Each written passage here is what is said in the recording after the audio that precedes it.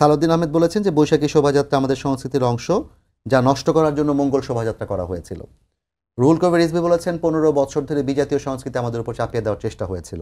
আমরা আজকে সোশ্যাল মিডিয়ার মাধ্যমে দেখলাম বাংলাদেশে মঙ্গল শোভাযাত্রা বাদ দেওয়ার কারণে সেখানে মঙ্গল প্রতীক নিয়ে এবং সাংস্কৃতিক মন্ত্রক তাদের অর্থায়নে সেখানে মঙ্গল শোভাযাত্রা করা হয়েছে।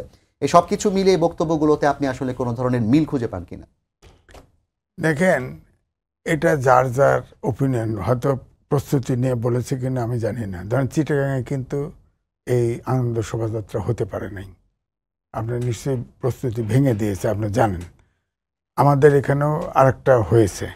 এখন যদি আমরা ফ্রি ছেড়ে দিই যার যার মতো, তাহলে তো শিক্ষার মতো বিভক্ত হয়ে যাবে জাতি। যেমন আমি বহুবার বলি আমি যে আমাদের দেশে দুর্ভাগা দেশ যে 11 থেকে 12 প্রকার শিক্ষা ব্যবস্থা আছে। ইংরেজি, বাংলার ইংরেজি, আবার ধর্মের আবার নানা আলিয়া মাদ্রাসা, কওমি মাদ্রাসা, এরকম।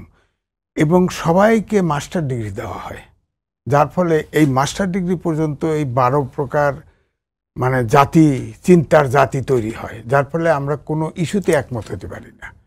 প্রত্যেকটা ইস্যুতে বিভাজন থাকে, অর্থাৎ এই 10-12 প্রকারের চিন্তার লোক থাকে।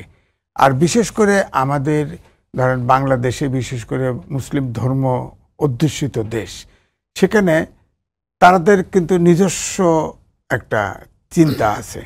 তো আমি বলছি এই জন্যেই যদি এটা ছেড়ে দেওয়া হয়, তাহলে তো আপনার ইসলামিক চিন্তা যারা করে তারা কিন্তু এই মঙ্গল শোভাযাত্রা মানবে না।